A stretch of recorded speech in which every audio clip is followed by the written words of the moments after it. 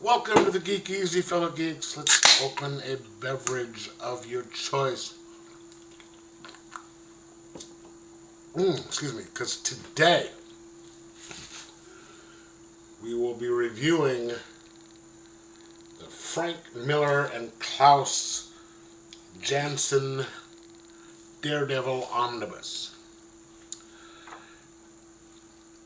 I am not generally a big Daredevil fan.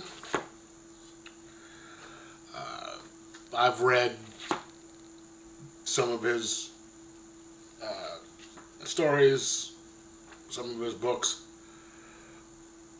but this was an exceptional run.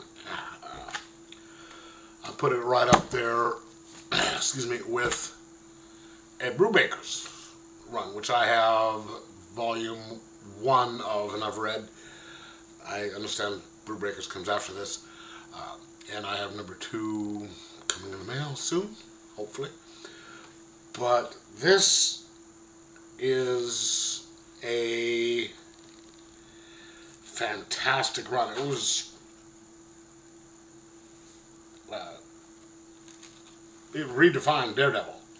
I mean, it took him from a once every 2 months to a monthly thing. It, introduced Elektra, started making Kingpin a major Daredevil villain.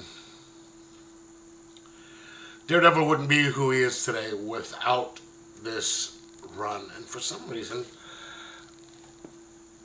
this doesn't have the fall of Daredevil in it, the one where he puts him in jail. I mean, where he outs him. Of course, typical Frank Miller. Got to put some of his females in, very discreet, feminine poses like that.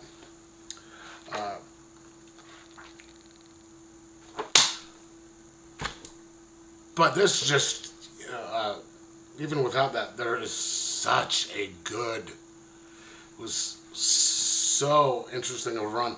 And they had like little running gags in here, which I thought was funny. Like there's a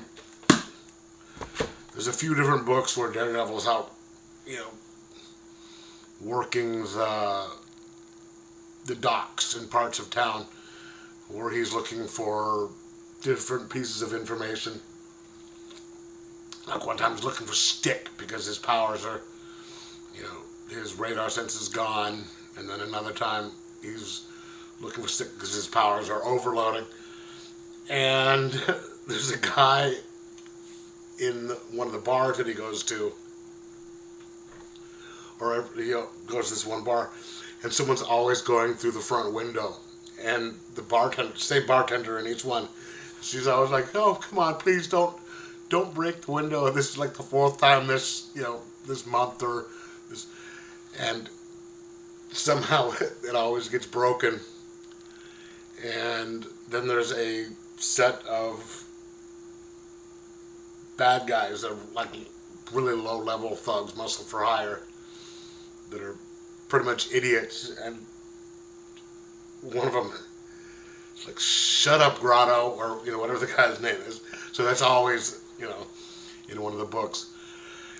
Which adds a little bit of flavor. I mean, not flavor, but adds a little bit of interesting things to the character, the stories, because there's like, I don't want to say continuity, but some regularity to it. Because if you're gonna have the same bad guys like Bullseye and Stiltman and all this stuff, it's nice to see that they have some of the same lower level dudes who are constantly failing and constantly just doing the same things like everyone. You have the same people you have at work that do this and do that. So that was really kind of fun. And this is Frank Miller at his peak. You know, his, 300, his Dark Knight Returns, his Batman Year One period, as opposed to Batman the Golden Child, Superman Year One, Golden Age, was it the All-Star Batman and Robin? And I can see why he got so much acclaim for this. And the stories are just fantastic and game-changing, and the art is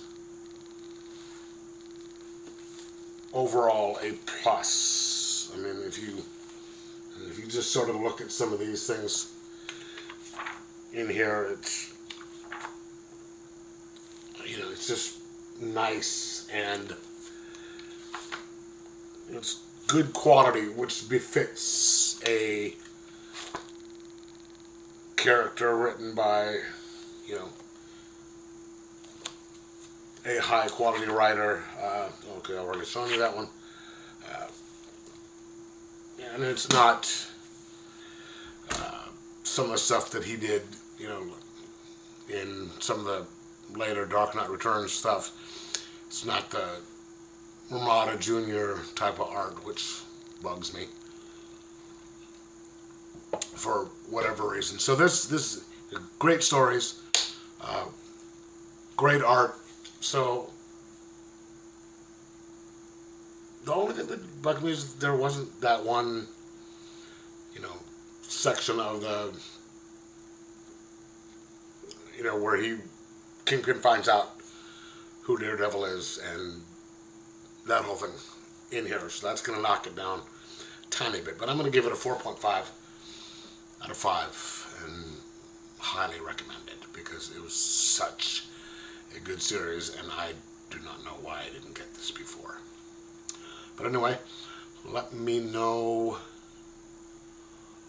what you thought of it, whether you liked it or not. And like, subscribe, most of all, enjoy your comics.